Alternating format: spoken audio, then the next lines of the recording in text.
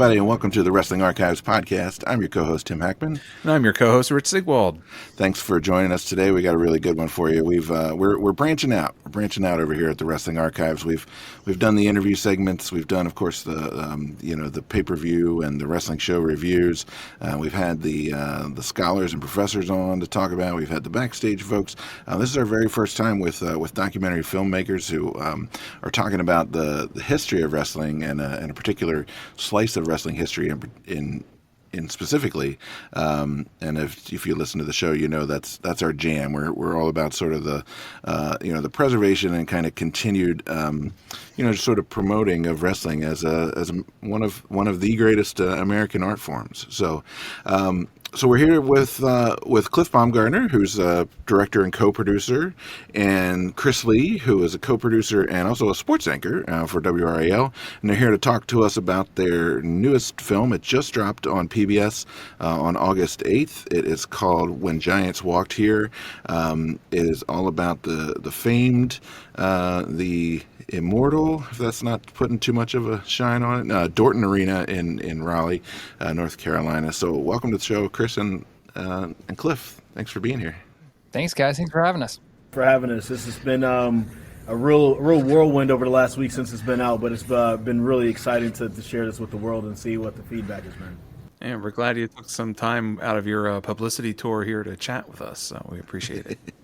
Yeah, we may push a little bit more on the wrestling stuff than maybe some other shows. So hopefully we can have a good time.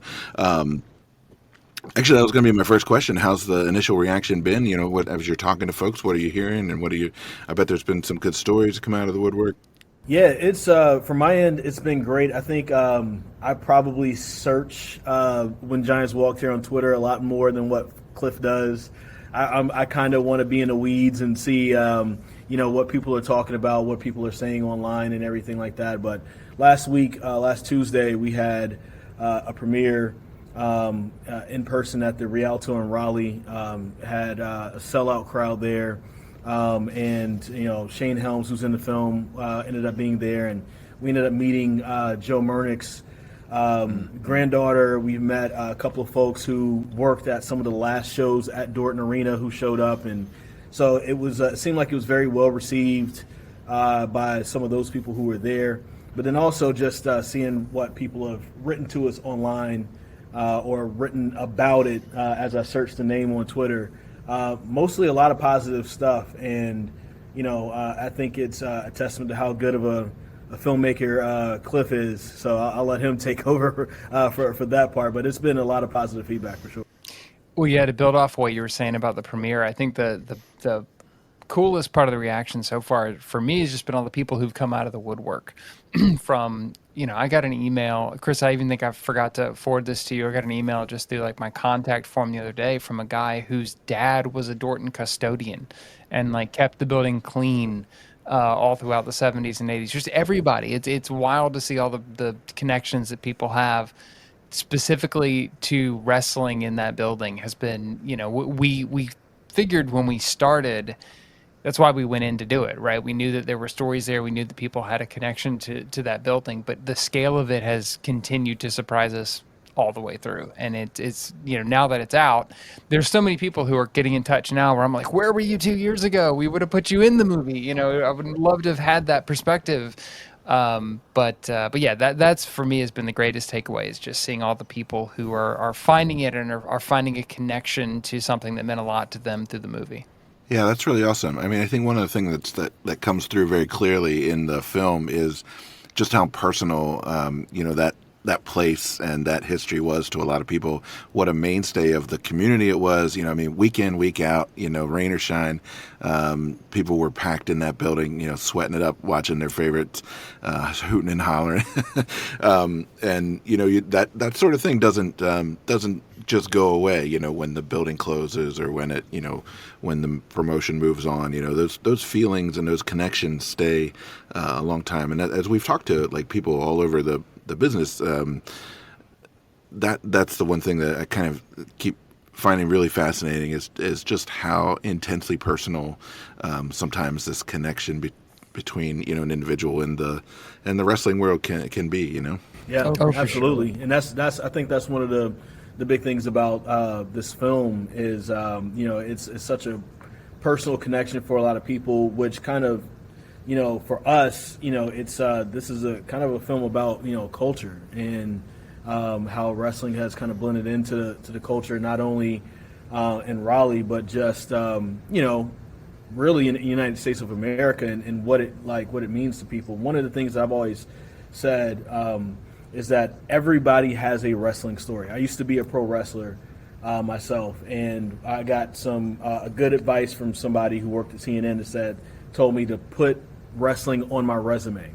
And I didn't think it was a good idea at first. I started putting it on my resume, and this job that I have here at WRL, when I applied for it, when I had my first phone interview, it was only supposed to be for 15 minutes. We talked for 45 minutes, and the first 15 was about wrestling, right? And because this place also had to play, Mid-Atlantic Wrestling, taped a lot of shows here inside this building where I do sports every single day.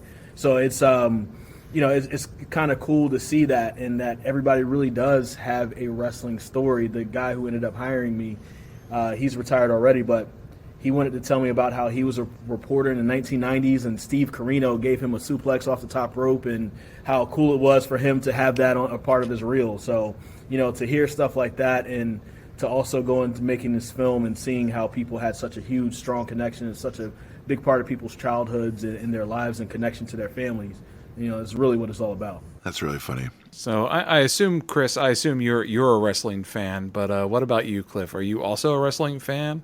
Oh, absolutely. Yeah. I was born and raised in Raleigh, and I've been joking that I don't remember that ever being a choice, whether or not you're going to be a wrestling fan. It just was. My dad's a huge wrestling fan and got me into it. And, I came up because I grew up in the 90s, so I came up very much a WWE sort of late Attitude Era, Ruthless Aggression Era fan. So that was a lot of my bread and butter. It wasn't until I was older that I wanted to look into the stuff that my dad liked, and that was where I learned about a lot of the Mid-Atlantic stuff, and the stuff that would ultimately become the basis for this film was mostly in my older days. But yeah, I'm a fan to this day. Yeah, I had a similar trek. So my mom was from Charleston, South Carolina, and so she grew up watching the same stuff, and she was a huge Gorgeous George fan and then a Ric Flair fan, and she was the one that kept track of the TV schedule. And so Saturday nights at 6:05 on the TBS Superstation, we were there and watching. We watched until Cops came on, and then she would want to watch Cops. But that was the routine in our house until Monday Night Raw happened. So yeah, I feel a kindred spirit with a connection there with that. So back to your film, how did you guys end up connected with PBS to have them handle it? That's a pretty big deal, and to have them actually touch like professional wrestling, I also thought was a very fascinating move on their part. So how did that come to be? Yeah, they've been great. That was a real surprise for us too. Frankly, it came through Chris and I both do this for a living, and so just through professional connections, we were able to pitch them. And I mean, it was just a cold pitch. They saw initially like 2 minutes of the film that we had at that point, and said, "Hey, this looks like something we'd be interested in." And we said, "We're kind of." We're going to be honest, we're surprised that PBS is interested in a wrestling story. And they said, well, we're going to be honest, we're surprised we're interested in a wrestling story. But what they really embraced, and that I think is great, is like Chris was saying, that it's a film about the culture, right? It is a wrestling documentary, and we're in no way running from that. We're wrestling fans. We're in the wrestling bubble as much as anybody else. But our goal was to make a film that could exist outside of the wrestling bubble. And that's what PBS really allowed us to do, because they had that audience and they knew what that audience needed to hear. And so they were great in helping us, shape the film in its final stages to talk to that audience, and then ultimately to promote to that audience, And I think they were surprised, just as we were saying. It's been amazing to see all the people come out of the woodwork, who had some connection to it. PBS was surprised with how much of their audience, I think they looked at it as, well, we're going to bring the North Carolina audience. You guys are going to bring the wrestling audience. They were shocked of how much of their existing audience are all wrestling fans. Our Rialto screening that Chris mentioned is the biggest event PBS North Carolina has ever had. We had over 600 people sign up, and we couldn't fit that many in the building. When a hurricane was coming to town. I mean, the response, I think, and they were a huge part of that. They were part of planning that. So having them on board has been fantastic and makes me excited for, hopefully more, whether it's us or other people. We're fans in this industry. I think wrestling documentaries, we're in a fantastic age of wrestling docs. I watch all of them. I love them. So I'm certainly not putting anything down, but there's kind of two voices, right? There's the WWE that's doing docs that are very much their product, their perspective. Wrestling starts in about 1981, Yeah. in a lot of those docs.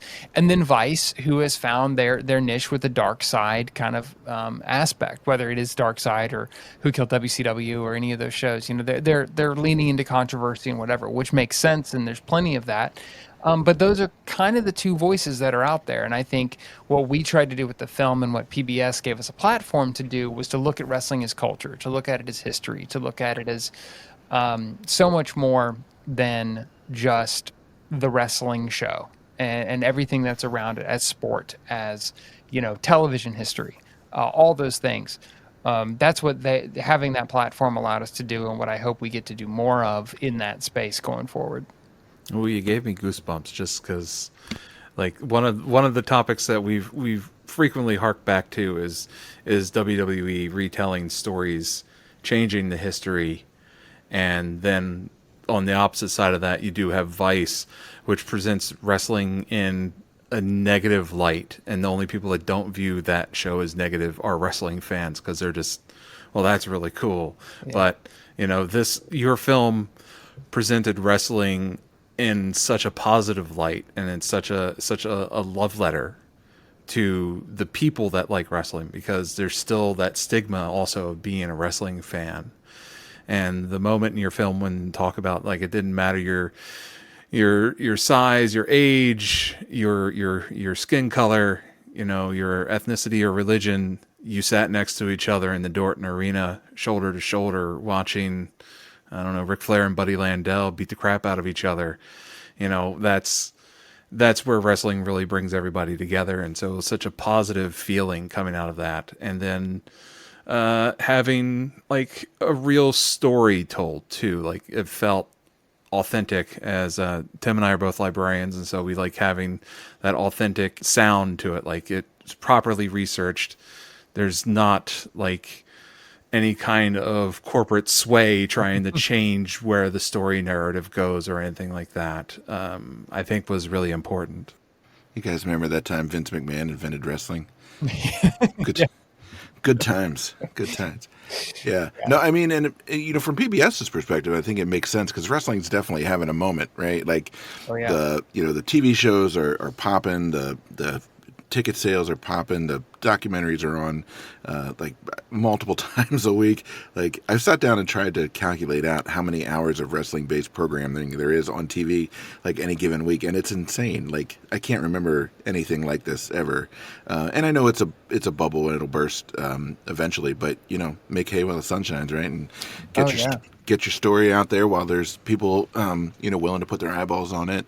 Yeah, because I bet the NFL wishes they had this much TV time that wrestling gets right now. And I mean, they basically do. ESPN is like the NFL network, essentially. So yeah. I mean, you do have like Forbes and CBS Sports covering professional wrestling now. Yeah, which is mind blowing. Like, one of the best sources to get like the upcoming card for the next like premium live event is like Forbes.com. Like, why am I going to Forbes for wrestling news? But here I am. What the hell's happening right now? Yeah. Well, and I think that speaks to as well something that we tried to do with the film, and that we want to do it again ourselves, but also just encourage other storytellers and people in the space of, like, there is that much wrestling out there, and it's amazing that we're still finding unique ways to tell stories. in that space, and I think one of the appeals to our film is a group that we've heard from a lot are guys like you and people who are reaching out who are more old school fans, who appreciate the history side of things and don't feel like a lot of those stories have been told. It's pretty amazing when wrestling's on virtually 24/7 that there's still more to do. And I think that just comes with finding a different way to tell those stories. We in the course of this film, you could learn a lot about Mid-Atlantic Wrestling. You learn about the sale of Crockett to WCW. That story's been done a million times. It's never been done in the context of what that meant to a town like Raleigh, North Carolina, that was their, a weekly house show town, right? And so that was a kind of a lesson for us during the film of we got to a point where we would joke while we were editing the film that if wrestling people said there wasn't enough wrestling in it and history people said there was too much wrestling in it, we knew we were in the right place, because we had to really evaluate, like, what is this actually about? What is that narrative we're actually telling? Well, we're telling a story about Dorton Arena. We're not telling a story about every factor that went into Crockett Promotions, selling. So in that story, there's been multiple documentaries and TV series and everything done about that. So there's still ways, I think, if you're clever in how you approach it, and if you really focus on how these things affected people, I think there's still a lot of ways to tell those stories, which is exciting to me as a fan who, like you said, you're kind of drinking from a fire hose right now, but there's still more interesting stuff that we can do. Yeah, and along those lines, because of that device that you use of telling it through the Dorton Arena and through the people of Raleigh, I felt like you got one of the more authentic tellings of the story of Jim Crockett Promotions and Mid-Atlantic Wrestling. Because if you go to WWE to try and learn about them, it's just, well, they were doing these little barns. They were wrestling in barns and bars. Yeah. And then they sold to Ted Turner, and then that's when things got important because there was a billionaire involved, and there was another media mogul, kind of thing. But in this case, it really showed how important Jim Crockett Promotions was to the business and to the Carolinas and to the people and to the economy, basically. Just he was a big part of the structure, and that company was a big part of people's lives. And insanely successful. And you just don't get that perspective from other media outlets these days. Well, not to mention, I mean, we talk pretty exclusively about Mid-Atlantic Wrestling in the documentary, but, we've been telling people too, especially people outside of the wrestling world who maybe don't know as much about this, that the story that you see in the film and how big it was in the late 70s, early 80s was happening in almost every state, every night of the week for 30 or 40 years. Like, the stories that are there and the way that impacted people all over the country is something that isn't talked about nearly enough, I think. And definitely gets lost in that. Well, wrestling was this small thing that was done in dirty bars, and then it got big when it got on TV. No, it was,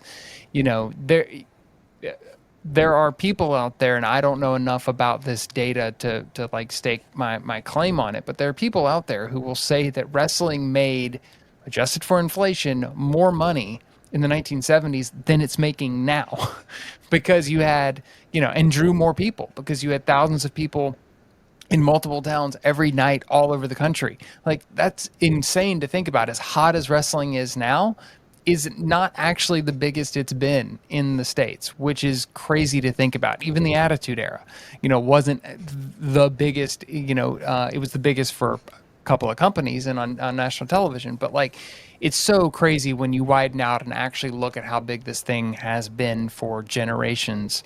And a lot of that is still kind of untold, at least in any sort of mainstream fashion, I think.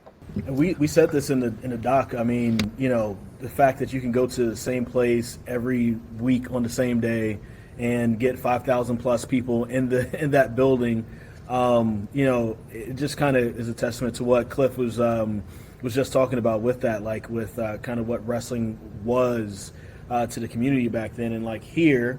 In North Carolina specifically, at that time, there's no Charlotte Hornets, there's no Carolina Panthers, there's no Carolina Hurricanes.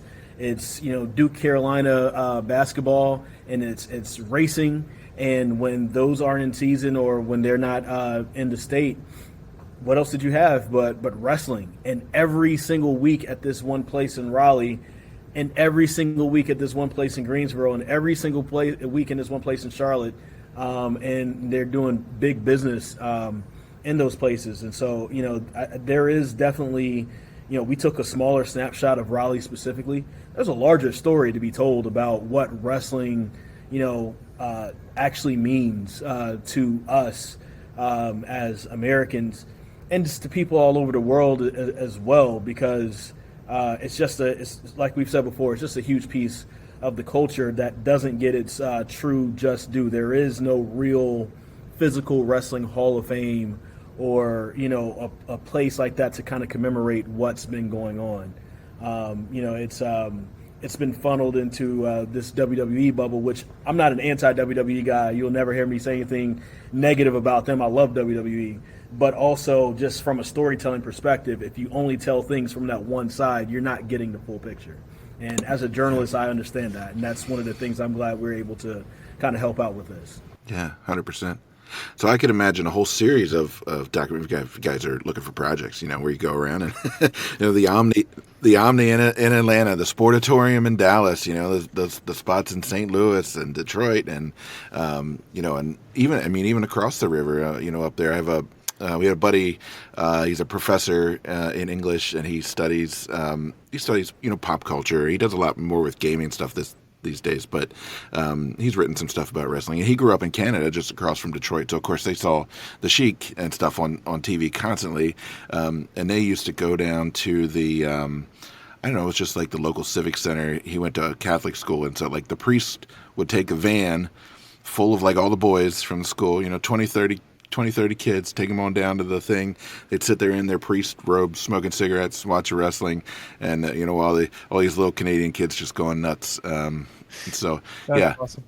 yeah, tons of story. And you scratch anybody, there's even a little bit in this country, you'll get a wrestling story out of them.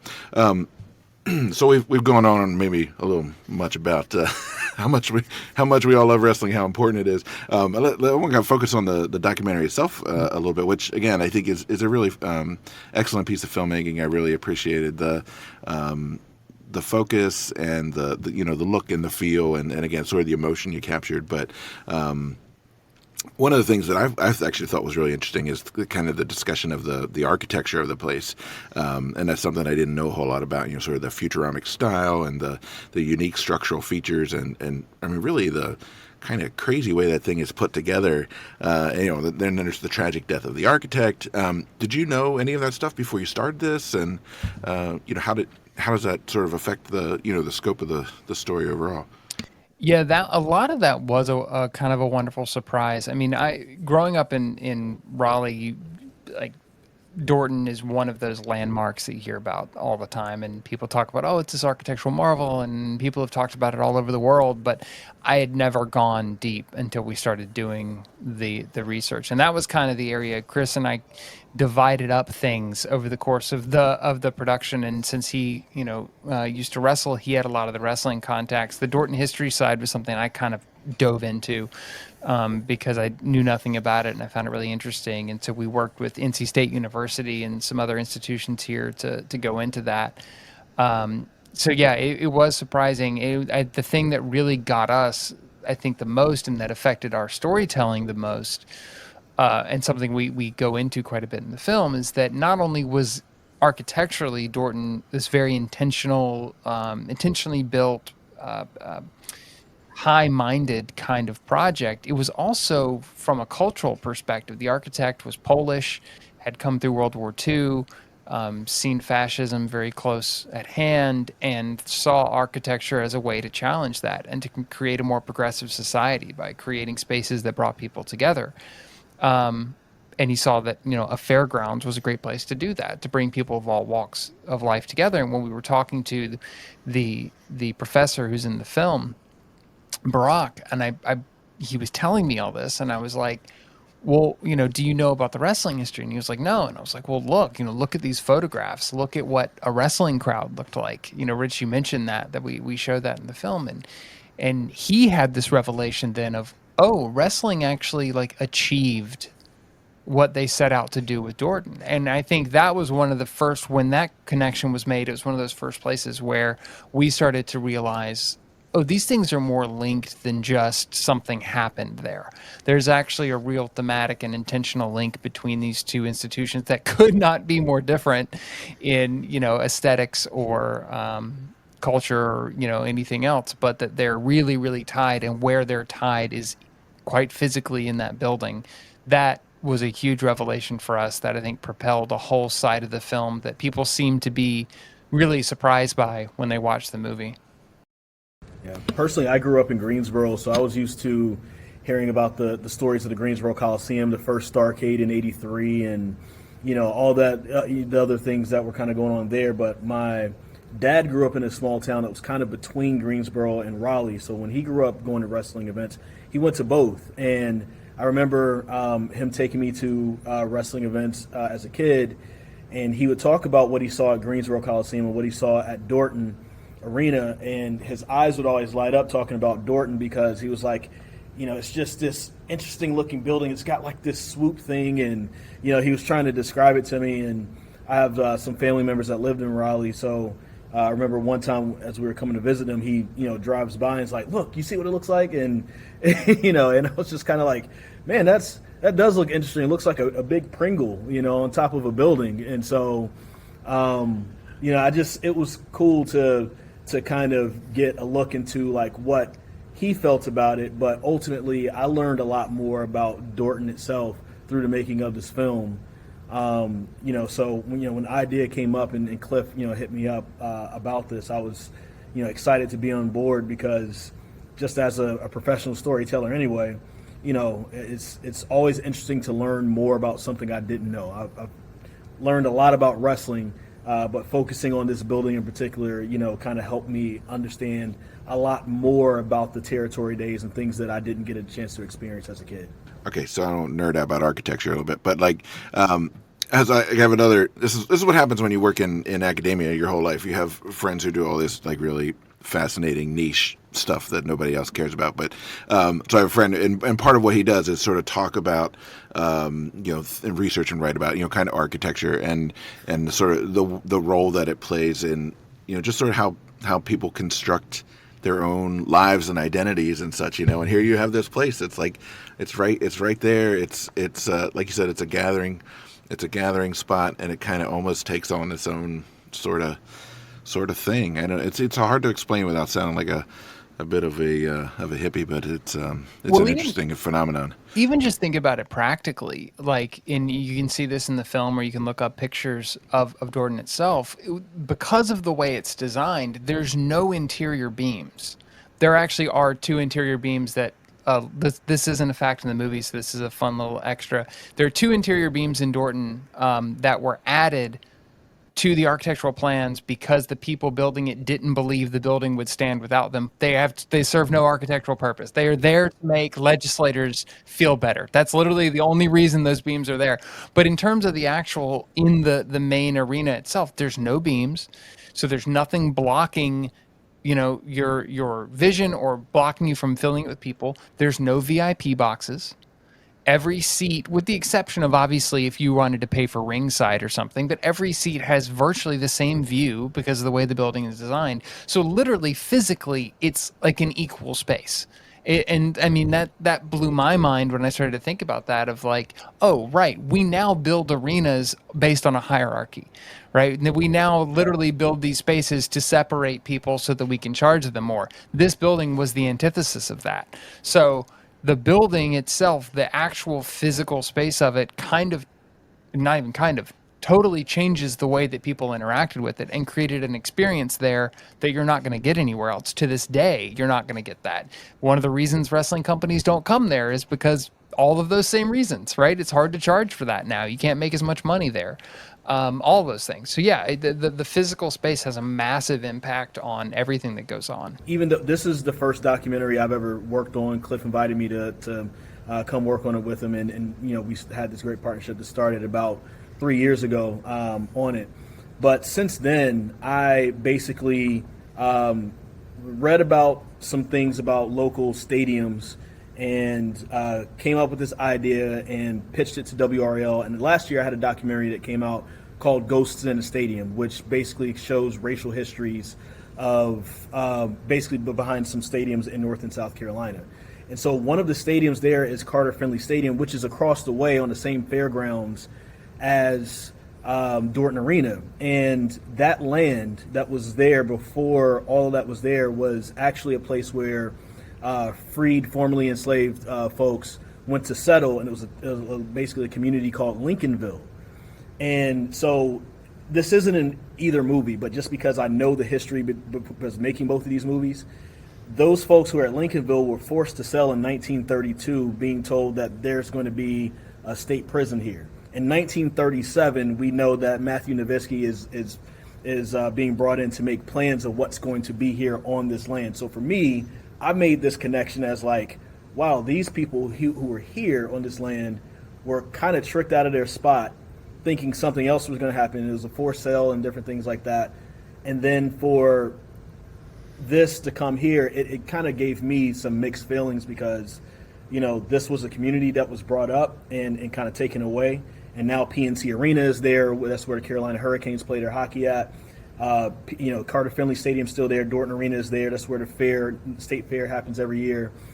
And even though like the land was acquired in kind of like kind of a shady way by the state of North Carolina, it still brought people together in a way. So that's why I feel a little conflicted. It's like it's a bad thing, but it's a good thing. But it's a bad thing, but it's a good thing. So you know, just me. I just wanted to kind of bring that up. Like it's one of those things that I often think about in this, and just how in some ways where one particular project I worked on kind of stops, this one picks up for there, and you know, and there's another history of things that happen on that land there, which is kind of cool for me personally. I'm really glad you said that, Chris, because we haven't actually talked about that in interviews, and I think if you should definitely go check out Ghost in the Stadium, Chris's other doc. And I think to what I was thinking about the whole time you were saying that is, I think what those two films show side by side is that things are complicated, and that you can have incredibly negative and incredibly positive results from the same genesis point. And like, we're not good at dealing with that fact, you know, like that's really hard to wrap your head around or know how to feel about, but that is such an interesting and I think valuable contrast just in those two different stories. Yeah, that's fascinating. I just looked up that story on WRAL, WRAL.com. You can find it pretty easily. And then that links to another story that you did about fans at Clemson and the tailgating area being right on top of, a unmarked graves for enslaved persons and an old plantation. And complicated is to undersell it quite a bit. Yeah, in Ghost in the Stadium, it's 4 stadiums, and of course Clemson is a part of that. So we did have like separate stories on WRL.com, but if you go to WRL Doc's YouTube page and type in Ghost in the Stadium, or just type it in and YouTube, you'll find it there. It's only less than 30 minutes, but very interesting stories for me. And if you guys are in academia, you may kind of mark out for this as well. So, and I'll brag on Chris really quick on that, just to say that I was very fortunate, because we were working on the Dorton doc, to get to read his initial pitch. I think I was one of the first to read the initial pitch for Ghosts in the Stadium, and then was literally in the car with Chris when he found out that it won a Murrow Award, so for journalism. So pretty cool, and was coming back from a meeting at PBS about Ghosts in the Stadium. I mean, when Giants walked here. To show you the difference between independent film and television production, Chris literally made a documentary and won an award for it while we were still producing our documentary. Nice. It's very different timelines. Amazing. Yeah. So just curious, along those lines of like racial equity and stuff like that, were there segregated facilities in the Dorton at any point? Because it seems like it's kind of a small place to be able to have something facilities set up like that. Did you come across that, or know if there was? Or we didn't come across any of that. I know that the first, what was it, 63, when Murnick first did the first wrestling event in Dorton. So I know technically at that time in North Carolina, schools weren't integrated. There were certain parts of integration that was starting to come along at that time, but that is a very good question. I do. I know some things from what my dad told me, and his dad went there as well. And then my mom grew up in Danville, Virginia, which is just right across the line, honestly. So she told me that her dad, my other grandfather, went there. He would come down to Durham to sell his tobacco, and then go over to Raleigh to watch some wrestling for the night and come back up. And so this would have been in the 60s and 70s that they would have gone. And so it sounds like they were able to get in. I don't know if there's any stories of if they were treated differently, if they had to sit in different places. That is probably something to explore. But I will say that one thing that it's hard to get out of that, if as a black person, that generation of folks, they don't often talk about the things that they went through. And so a lot of their secrets, or I wouldn't even call it secrets, a lot of the things that they dealt with die with them. So if there was something different, we wouldn't have known about it. For them, they were able to be a part of the community. Every other time they were a black man who was kind of excommunicated from certain things. They had the black community, they had their farmers communities where they could grow their tobacco, and then that was it. I knew that they both loved wrestling, and they felt like they were a part of something while there. And so whether they had to sit in different places or not, that I don't know of, but that would be interesting to potentially find out if somebody still alive that can tell us that for sure. And just the one small thing I would add there is that I actually was lucky enough to get to do an interview with Chris's dad that is a part of an article on the PBSNC website. So if you want to see a little bit more of that perspective, we did an article that was largely just about what it meant to fans and digging a little bit deeper into that. And got to talk to Chris's dad about that exact experience. So even though that's not in the film, we do have some other material out there that kind of goes into that part of the story as well. It's interesting that the Dorton was put on the National Register of Historic Places just 20 years after it was opened. Yeah. I think that's a big statement about its significance culturally and artistically. Because you look at other stadiums like that. Like I assume Fenway is on that, and Wrigley Field, but like this would be like Camden Yards in Baltimore getting placed on the National Register of Historic Places. And at this point, Camden Yards is actually 10 years older than the Dorton was when it was placed. And everybody heralds Camden Yards as an architectural marvel, but here is just this little arena built for cattle shows on a fairgrounds that 20 years later is deemed a historic landmark. It's pretty remarkable. And actually, if since we're totally nerding out here, if you want to go even deeper, something that we came upon in our research that it timeline-wise didn't fit in the film, but if you ever look up the capital plan, the state capital plan in North Carolina, Dorton was built before this plan was in action, but I think spiritually they were very similar, and they were linked through NC State University School of Design. And there was actually a plan through NC State that they wanted to make Raleigh, specifically North Carolina as a whole, but Raleigh specifically, a bastion of architecture, of modernist architecture worldwide. They thought that Raleigh could be one of the great cities, essentially, and they saw architecture as a way to do that. And they drafted up this plan to completely rethink downtown Raleigh. And ultimately, I think only one building, the legislative building downtown, was built as part of that plan in the 1960s, or late 60s, early 70s, I believe. And the plan hit every roadblock that you would imagine, one of the biggest being that by that point, modernism and modern architecture was kind of falling out of favor and getting blasted as a communist idea. These were communist and socialist ideas, and some of the things you saw going on, McCarthyism, all that kind of stuff, actually played a role in pushback against architecture of all things and squashed that plan. And so when you're driving around Raleigh, you will see buildings like Dorton, like the legislative building, that look completely different from anything else. And it's because there was this entire intention to do this that got killed largely due to, now I think pretty clearly outdated social ideas of the time and political, motions. But yeah, there was a lot of thought in Raleigh at the time for Dorton being a part of it, other places being part of it, for what that future would look like. So that may have played a role in Dorton getting on the list so quickly, because it was part of this kind of cultural uprising that was happening in the area at that time. You should bring up the Opera House too. Oh yeah, so that's something that came up in the research that I've never seen like fully confirmed, but I believe that it is largely believed that Dorton Arena was inspiration for the design of the Sydney Opera House. And if you look at the Sydney Opera House, you can kind of see it. It's not one for one, but you can kind of see some of that inspiration in there. And then there's a building in, I want to say, Singapore, that is almost a replica of Dorton.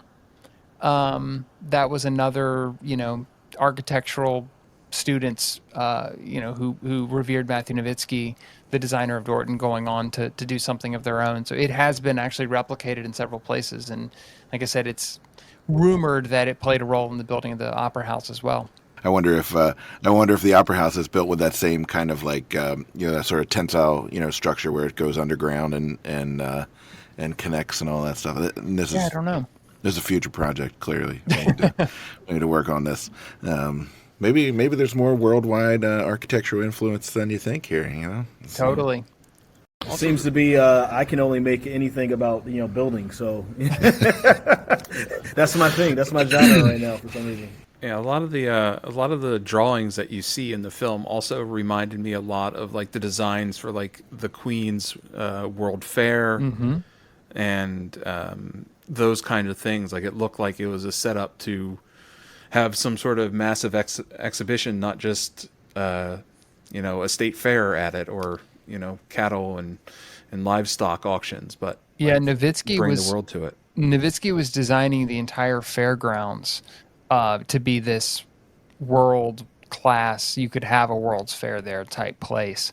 And unfortunately, because he died, I think a lot of that will died with him. Also, the Korean War happened and it cut budgets, and so a lot of stuff got cut back at that time. I don't know that, honestly, weirdly, I think you can make a case that if Nowitzki had not died, I don't know that Dorton would have actually been built, because a lot of the impetus to finish this building, even while the Korean War was going on and budgets were getting cut, was our guy passed, and like we have to do this in his honor, and his wife worked with a colleague of his to push it through. So it's interesting that even Dorton got built, but there was a much larger plan just for the fairgrounds that you can see in the film and those drawings, and that unfortunately never happened. Near the end of the documentary, it's really great to see. You talk to guys like Shane Helms and Jimmy Valiant, and they talk a little bit about what performing in that building meant, and it's really nice to see their kind of reminiscences of it, and the Boogie Woogie Man still got it. By the way, that guy's eternal. He's gonna shuffle off mid promo one of these days. He's just gonna. I imagine those maybe were a little emotional even to film. Yeah, for sure. I mean, with Jimmy, for the day we interviewed Jimmy keeps coming up whenever we do interviews, because people ask like, what was your favorite day doing the thing? And it's like going to Virginia to Camp Boogie and interviewing the Boogie Woogie Man was an experience I'll never forget. But one of the things that we honestly didn't know, it had not come up in the research or in the preparation. He speaks a lot in the film about Buddy Landel. He's one of the voices in the section that we have about the Ric Flair Buddy Landel match.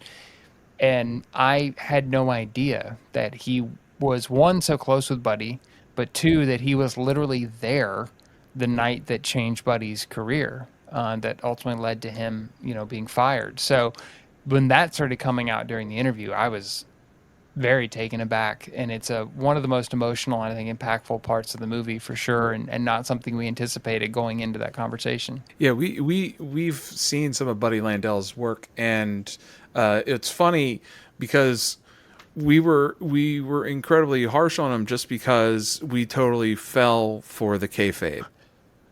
of he's ripping off Ric Flair, and he wants to take the figure four and wants to be the Nature Boy. Like we fell for it hook, line, and sinker. Like, oh, this guy's just nothing but a rip off.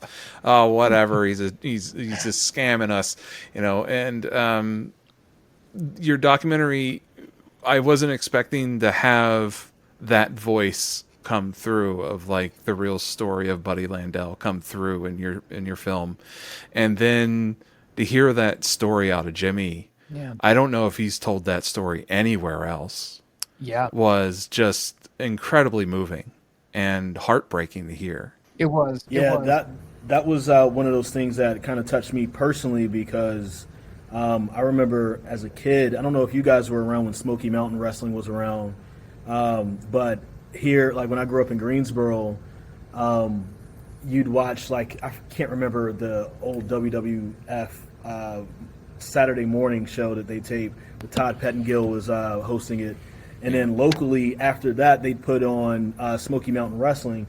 And similar to what you said, Rich, I was like, this is a Ric Flair knockoff type of guy, right? And so Smoky Mountain Wrestling ended up going out of business, but they were supposed to have a show in Greensboro, and another local promotion picked it up. And that was my first independent show I ever went to, because up until then I went to only WCW shows in Winston-Salem. And I remember walking up to Buddy Landell before the event. I'm 9 years old at the time. And I was like, "You're not the real Nature Boy." And he was like, "I'll show you later on tonight, kid." And I just got scared and ran away. And so working on this film, too, just brought me back to those memories and just being able to see him and all that. And actually had a chance to shake his hand at a WrestleCade before he passed and tell him about that story. So it was kind of personal for me, too, just to kind of see it and understand, like, where he was, and that it was a story of, like, this guy really could have taken off, and Dorton would have been that launching point if he just didn't get into his if he didn't have his demons, with the drug problem. So it was very interesting to see that and see how it tied to myself knowing him as a wrestling fan. That's an awesome story. And I feel like we're past the golden age of kayfabe, and it's a little sad in some ways, like everybody's kind of in on it now, and I feel like we've lost something, and it's not anybody's fault. It's not the industry's fault. It's the internet's fault, if anything. Everybody is hip to everything. So, but yeah, and nothing like excites you or scares you like your favorite and most hated wrestlers when you're a little kid. We met Demolition, and I told them that, like, they used to scare the pants off me with those masks and the paint and the spikes. And, oh man, I thought these guys are straight from the devil. They're definitely going to eat my soul through the TV somehow. So Chris and I went to an event where we were interviewing some people for the documentary, and Barbarian was there. And still scared the crap out of us. We went up to him. We're like, "Mr. Barbarian, sir, would you be willing to do an interview with us?" And he was just like, "Thanks for asking, guys. I appreciate your time." We were both just like, "Okay, thank you. Having a good night. All right, take care." Don't hurt me. me. Got away as quick as we could. He was very kind, but it was just like, "You're very large. We're gonna leave now." So it still works. Yeah. I remember I was a kid. Lex Luger was going to be at a local mall, and we were late getting there, and so I didn't actually get in line to get an autograph with him or anything like that. But we said hi to each other as he walked through the department store leaving, and he was the largest human being I had ever seen in my life at that time. And hi kid. Oh my God! It's so intimidating and huge and awe-inspiring. The name of your documentary is very fitting because that's how it feels when you meet a lot of these guys. Well, you know what will give you perspective for how freaking big the dudes in the 80s and 90s specifically were is to meet someone from that era who looked small and stand next to them. Well, we interviewed him in the film, and Chris mentioned he was at the premiere. Shane Helms always looked like the smallest guy, and he dwarfs me. Like, you look at him and go, if you looked small, how big were the guys you were in there with? Like, that is terrifying to think about how large they would have had to be to make you look like a small person. And he's a legit, like, I mean, right now he weighs more. He's not in shape, but he's like a legit 6'1". Probably when I was wrestling, he was probably wrestling at around 240, 250. Probably a little bit smaller than that when he was in WWE, but like, he's not a small guy, but he's always considered a small guy. Cruiserweight, like, Yeah. crazy. Yeah, it's like I got to do a meet and greet with Bret Hart a couple years ago, and during it, I was having him sign a program from the '95 Survivor Series, and on the cover it's him with Kevin Nash, Diesel, and he tells me that they made Kevin Nash stand on a box for the photo to make him look taller than Bret, because Bret and him weren't that far apart in height. And like you never pictured Bret Hart as being that tall of a dude. Yeah. But for, Kevin Nash, who's they're trying to bill at 7 feet for the photo shoot, you got to put him on a box so that he looks a foot and a half taller than Bret Hart. Where was this meet and greet at? It was in a gym in Millersville, Maryland. I was gonna say there. I when I was wrestling, I had to work his table one time for a WrestleCon for right before WrestleMania 29. I remember him telling somebody a similar story, but this was like 2013, so I didn't know. I was like, oh, maybe we met in 2013 back in the day. So. I'm glad Brett's is telling the same stories to everybody. Now I don't feel so special. Great. Sorry to burst the bubble. No. See, kayfabe is still alive. Yeah, Rich. I totally fell for it again. Every time. God damn it. So yeah, back to your movie, since we've drifted off again. This is like talking to my dad. Yeah. So we were excited to see that you had grabbed some classic footage from our pal and friend of the show, George Pantas, and we also read his interview that he did with y'all for the flagship. His connections across the business are just ridiculous and stupid, and honestly enviable and unfair. Because if you listen to our interview with David Crockett, David Crockett tells a story about Ric Flair in a hotel room in Baltimore wearing nothing but the title belt, and that's it. And George then confirmed it because George was at that party too. And so that's then we're just like, all right, we're done with you, George. You're too cool for us. He's the Forrest Gump of pro wrestling. He really is. Yeah, he was so great to us. I met him early on, and I met him through Dick Bourne, who runs the Mid-Atlantic Gateway, who said, hey, I know this guy. He has some Mid-Atlantic footage. We were looking for more Dorton footage, which is hard to come by because there were very few TVs ever taped there, so it's a lot of house shows. And George's footage is not from Dorton, it's from the Virginia area, but it is reflective of that time period. And so I started talking to George very, very early on, and he was kind enough to license his footage to us to use in the film, and it really allowed us to take people to that time period, even if it's not specifically in Dorton, to take people to that time period. And it's just amazing. Like you said, his stories that he has, the things that he's done. He's been so kind to us throughout the entire process, doing an interview with us, putting it in the paper, or, just being our number. The night, I don't even think, Chris, I told you because it was so crazy. Like, as the screening is going on at the Rialto, he's texting me congratulations and asking for pictures and stuff. So he's same to me. There you go. Yeah. So he, he's just been like our supportive film dad throughout the whole time. So we're really grateful for George's support. What did you have to give him for the footage? Because, I mean, WWE had to give him like tickets to WrestleMania and first class flight to the archive. So we didn't have to go that far. We didn't have, thankfully, indie film. We didn't have to go quite that crazy. Yeah, George is like everybody's Greek grandpa that you never knew you wanted, right? Until so awesome. So we're approaching probably where we should wrap up and get you guys back to your lives, and I'm sure the 100 other interviews you're ready to do. But again, it's When Giants Walked Here. It's on PBS. It's easy enough to find. It's a great time. I really recommend it.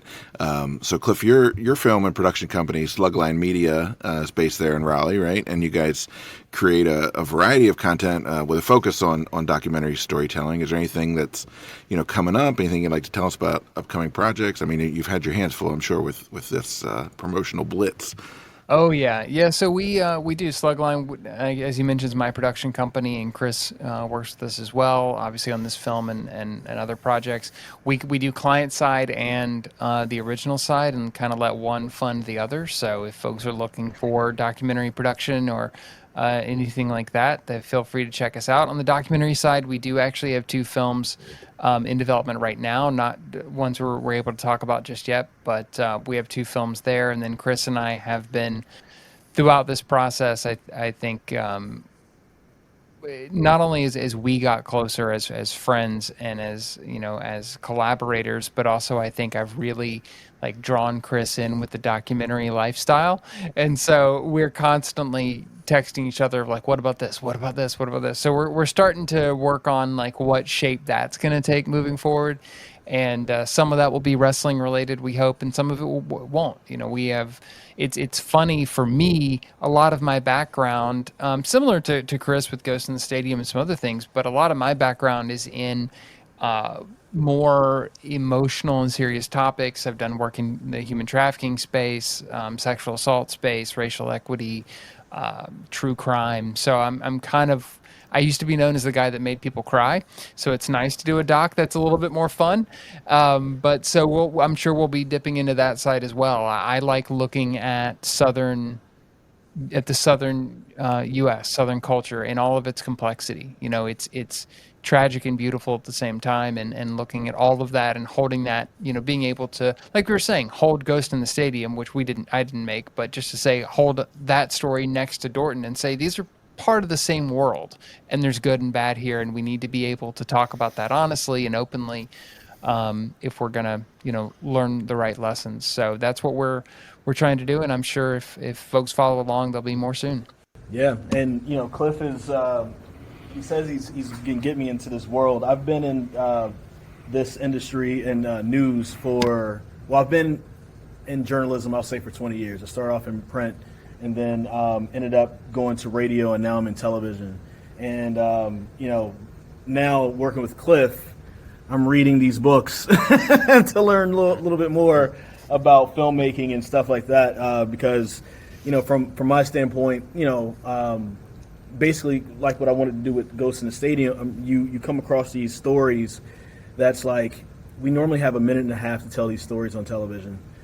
Because of time constraints, and sometimes you just can't do it in that time. You need more, and so the long form storytelling world has really started to bite me. So I've got that bug now, and that's a part of where I see my life going in that direction, plus some other stuff. So I have my company working along with his company, and I'll be doing some stuff in some of the PR and media training space, but also wanting to do some production work as well with him. So excited to work with Cliff and to learn more and grow our friendship and everything. Excellent. Oh, that's great. You guys got a lot of cool stuff going on. It sounds like onwards and upwards. I feel like you're kind of just getting started. Sluglinemedia.com is the website. Chris, is there a site or anything you want to plug while you're here? No, I don't have a site for mine yet. I'm, just have the LLC. But you can just find me on social media, Chris Lee TV. My last name is spelled Lea. I'm on Instagram and Twitter, and you'll probably see me, retweet random people who are talking about When Giants Walked Here, the things that Cliff is trying to avoid right now. Yeah, Chris has had, ever since the movie came out, I was like, I'm on a social media hiatus. I put up one big thank you post and was like, I'm out, bye, because it was just the way my brain is. I have enough anxiety without looking at it come in. Thankfully, it's been very positive, Preach. but I don't need to subject myself to that. So Chris has had to take that mantle for us, and I appreciate it. I haven't seen anything negative, so that's the good thing. There's been a couple of people who would say well, why didn't they put this in there or whatever? It's not necessarily negative. But it's like, ultimately, I didn't respond to that person, but ultimately this is a story about Dorton Arena. So if it didn't fit within that, then, we didn't. Yeah. There's also some nice, there's some automatic kind of boundaries with like sort of working. Like, look, we've got like an hour time slot for PBS, right? Like, this is a big enough story without, your grandma or whoever else you wanted me to throw in here. So, I mean, you guys didn't even really touch the whole music history in that building, which is also a phenomenal. It could probably be its own thing, So anyway, it's actually brought that up to us while we were working on it. So we'd love to know about this, and we're like, you want to give us another half hour? Yeah, so that's what it would take. Like at this point, anything that goes in, something's coming out. So you do get in that equation at a certain point.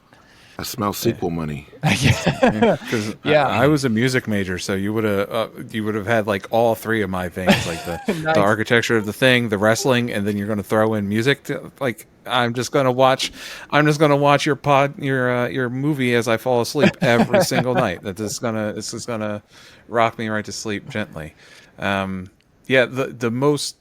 I think what's been helping me actually with your film is just that moment of pure, genuine laughter you got out of David Crockett when you asked him why was Ric Flair important. Yeah. That I've never heard someone laugh so hard in my life at that point. Sometimes that was incredible. I often tell people going into an interview, sometimes my job is to ask the really stupid questions because I have to get it on camera, and you can kind of hear in the doc it sort of with the music and everything, it's hard and I'm not on mic, but you can kind of hear me say, I know, I just need this on camera because David's looking at me like, what are you, an idiot? Like, seriously, I have to explain Ric Flair? Like, what's next? Explain water? Like, right. And see, and from my perspective, from the TV perspective, I would say that is not a dumb question because people will look at it as such, but sometimes we're setting you up to say the obvious thing that you don't talk about because you think it's obvious to everybody. Yeah. So, it's actually kind of a masterful thing. It's kind of psychology in a way. It sounds like a dumb question, but hey, we're setting you up to look good on that. So I don't want to ever hear you say that again, Clay. It was not a dumb question. It was a genius question. I think the thing about docs that makes it different, like when you guys are doing this, you're on a podcast, right? You can put the context into your question. With a doc, I can't do that because I'm off the mic. It's not about me. It's about the person. So oftentimes I have to ask a question in the most blatant way. It's really what I mean by that, of like, just be like, so tell me about air, and it's something that like when in a conversation standpoint doesn't sound great, and so you sometimes get people like in the situation going, are you kidding me right now? Like, you don't know this? I really have to act like I don't know for it to prompt that right response. So yeah, you do get some very funny reactions from people from time to time that I have to cut out. Yeah, I'm now thinking about like Neil deGrasse Tyson and all those documentaries and the poor guy going, so the sun is bright? Yeah. To get him to talk about I will have to sometimes go to people and just be like, explain it like I'm 5. Like, seriously, break down every single step of that. Like, explain, I try not to talk to people too much before an interview for that reason. Like, I want them to assume I have no knowledge about what we're about to talk about so that they will over-explain it. Like, it's the one place in the world where mansplaining is really helpful. Please don't do it in any other context, but in that one, it helps me a lot. Please act like I don't know what you're talking about. I will say that my work, we have a conference coming up in Raleigh in October. Oh, nice. And I can't go because it's the same weekend as my son's birthday. And your documentary made me kind of sad about that. Because I would love to come see the Dorton Arena and see it in its un-air-conditioned glory. Please do. We got to find a time. Come check us out. Though I'm sure by the end, usually the latter part of the year, there's wrestling there too. So I don't know of any shows offhand right now, but I'm sure there'll be something coming. One of the things I think is kind of cool is there's been a couple of times I've seen on social media, which Cliff, I didn't tell you about this. Somebody today tagged Tony Khan and said, "Hey, do you know about this documentary? You should run AEW here." So, oh, nice. I don't know. I don't know if he'll actually look at it or see it, but people now are asking for it a little bit more now because of the doc too. If anybody is going to pay attention to Twitter, Tony Khan is an online dude. He's no, seriously. Put it on Cage Match. He'll see it on Cage Match. Get Meltzer talking about it. Yeah. Yeah. We have heard that some prominent reviewers are looking at the doc right now. I'm very scared. Throughout the wrestling media ecosystem, because it has been very positive so far, and I hope that continues. I don't think you guys have anything to be worried about. I appreciate that. It's a great film, and it's a great story of a building and the people that loved going to it. I'd be curious if Cornette does a little spiel about it, because he usually does the Vice shows and he does most of the WWE ones. I'll have to send it. We listen to his show a lot. He's been tagged a lot too. Yeah. I have it pulled up right here. He's him and Brian Last have been tagged a lot on it. So. Very nice. We did, nice. and Cornette was actually one of the very first people we reached out to get in the doc, and just this being a passion project, resources to get there, because obviously he does not leave Kentucky, so resources to get there were just not feasible, but was at the top of our list from a wrestling history perspective. I'd love to, get a chance to pick his brain on a project sometime, because that dude, wow. Take extra tape with you. Yeah, I know. Yeah. Plan to pack a lunch, plan to stay for a while. Yeah, dude's able to record like 4 hours of a podcast like every other day or something like that. That's a lot. It's amazing. That's a whole lot. The stamina that just doing interviews tires me out. I can't imagine. Let's do a wrap up here. We're gonna try and let you guys go here, but we always ask our guests.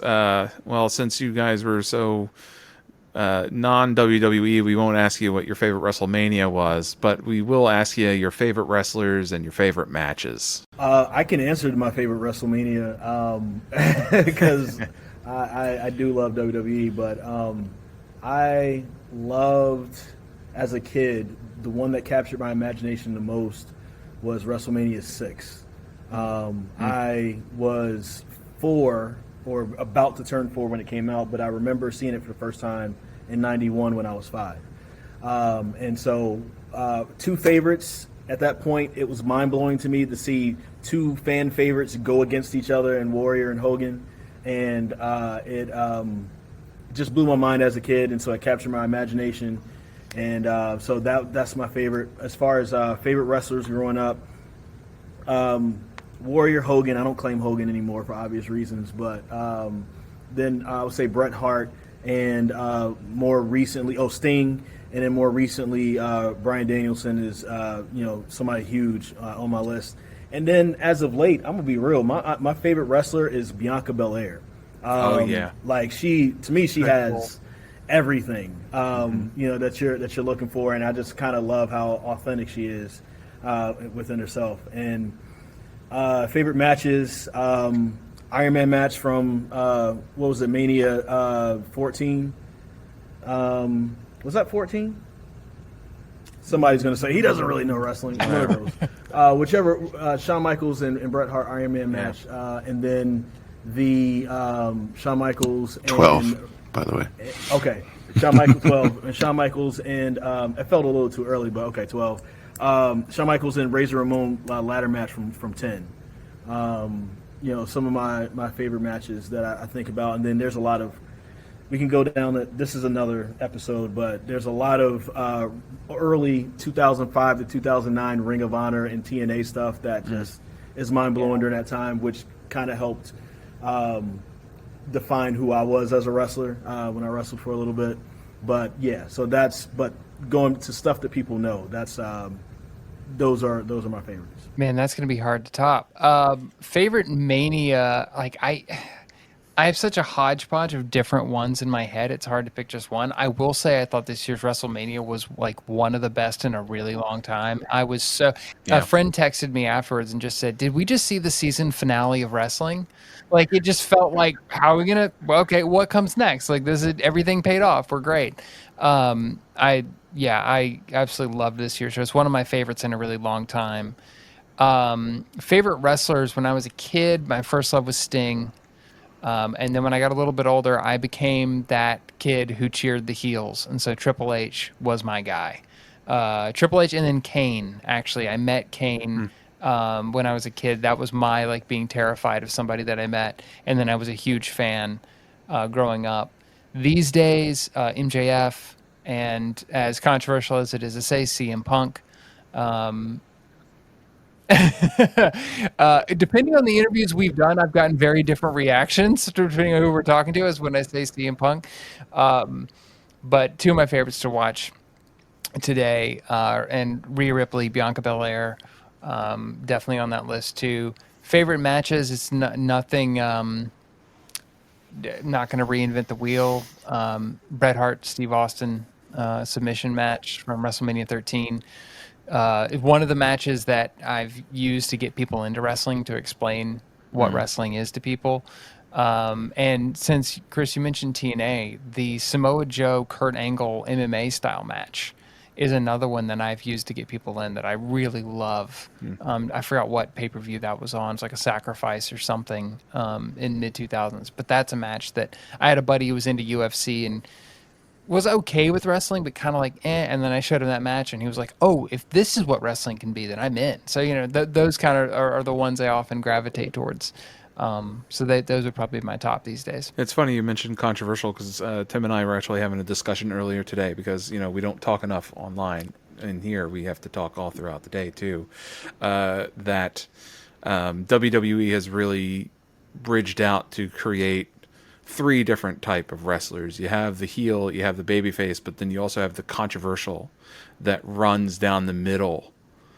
And that is something that I think WWE is making revolutionary and really changing how kayfabe is presented by you have Roman Reigns, where half the crowd loves and half the crowd hates. Yep.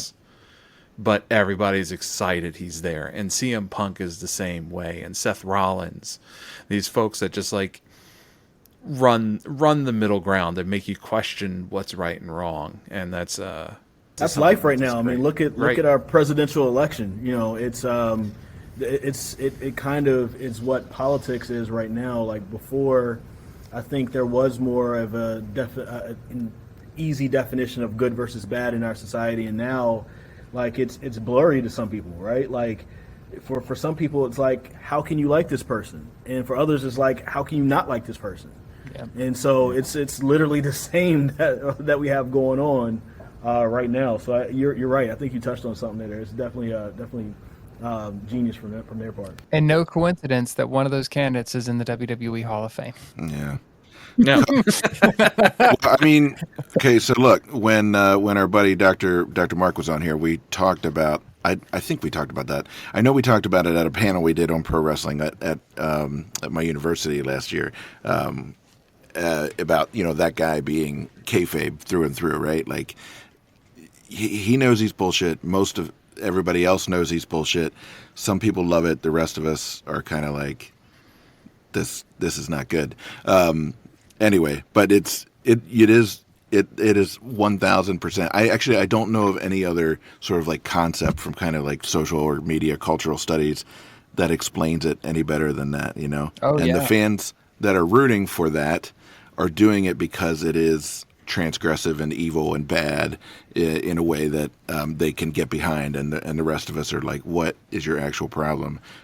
Because the difference is that wrestling is wrestling and this is real life.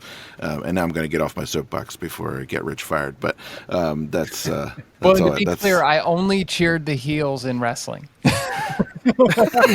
No, I left that behind. A long time ago. Yeah, thank you.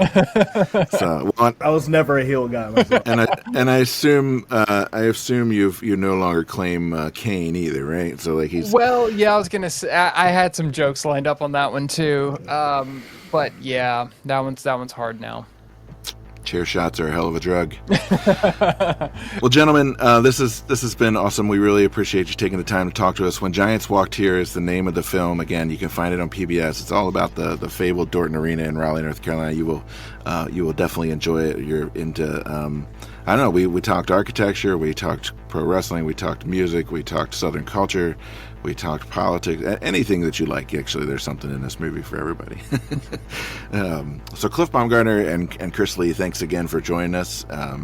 And I guess we're going to just say goodbye. I'm your co-host, Tim. I'm your co-host, Rich. And we'll see you next time, everybody.